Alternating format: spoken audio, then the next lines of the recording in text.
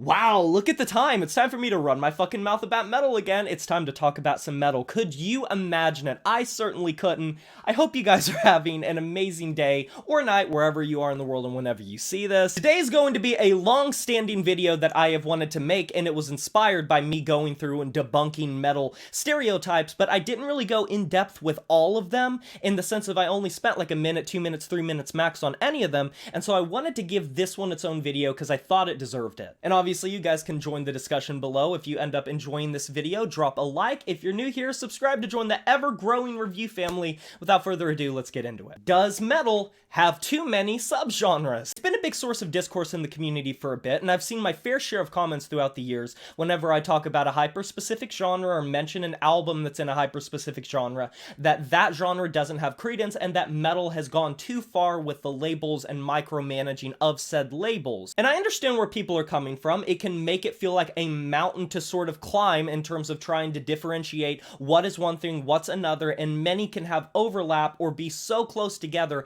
that they seem redundant to try to compare or even exist in the first place, and you could just summarize it with one label by itself. And while I do agree with that if you're talking about the very hyper-specific niche underground things that a couple of hundred people like, the vast majority of metal subgenres, if you look through like the main, I would say it's somewhere between like 70 and 100. I don't know the exact number, but if you look at just those main genres, every single one has a very specific identity to it and a very specific type of texture and way that the bands approach that songwriting and approach that musicality. But that's honestly not even the argument that I want to lean on in this debate. I want to talk about the modern internet age, and specifically the era of streaming platforms and YouTube, iTunes, Spotify, all of these things. I think these are super important in terms of labels not only for metal or like rock music, but just any genre as a whole. And I think this is because the genres have become so oversaturated and so busy and so cluttered to where every single year, you and I both are missing out on thousands of releases a year, tens of thousands of releases, many of which we probably might enjoy, we would want to check out, we'd want to listen to. But because they just get buried under so many things, it can become difficult and overwhelming to try to listen to as much as you want to listen to. And so you kind of have to pick your battles, pick and choose what you actually want to listen to. And I think this is where genre distinctions can come into play in a very good way, in a very positive light. It can get confusing for people that are just getting into the genre, I will give you that. It can make it seem like it is just so much at the same time, and you don't know the differences, you don't know what the telltale signs are, and a lot of it just sounds similar. But specifically for people that are frequenting metal or are wanting to get more into metal and have been listening to it for a while, genre distinctions are the lifeblood of being able to sift through the things that you don't like versus the things that you do like, by making these very hyper-specific classifications that honor a specific genre or movement or a style you like. It could be a way a vocalist approaches things, a production technique, a way that technicality is used, or melodicism, a low-fidelity production style, or the way that lyrics are approached, a specific aesthetic or look, a specific emotion. Whatever the driving force is for the type of music that you enjoy,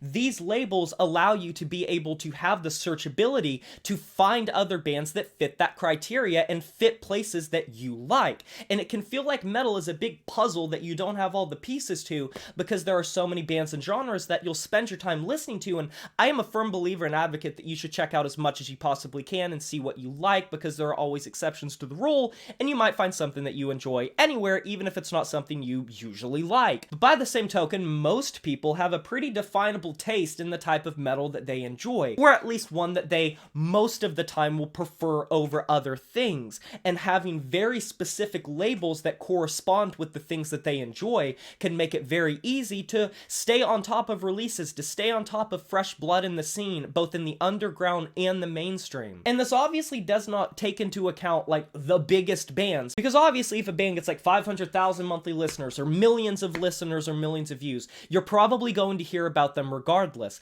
But this is specifically very important to the lifeblood of underground bands, smaller bands that have to make their living appealing to the fan bases and demographics that would enjoy their music. And having these labels be a sort of vessel to be able to find them and support them could literally mean the difference between bands staying together and being able to provide for themselves in a healthy environment and not. So overall, I can understand from a perspective of newer people why it would be confusing, but that's why I think labels are extremely important in metal and why I don't have any issue at all with how like niche labels come about, because I think they can be very helpful and also very crucial to being able to find great new music that fits the type of breed of metal that you enjoy. And I know personally, as someone who listens to hundreds upon thousands of things a year, albums, songs, singles, that type of thing, it is extremely helpful to be able to know that if I want to talk about a specific genre, or if I want to talk about a specific niche movement or something, that I can use these labels to better help my research, my video making, or just my personal listening habits. And I know that's helped me tremendously, dozens, hundreds of times on this channel. So I'm speaking from a position of someone that isn't always just easy listening stuff that I want, and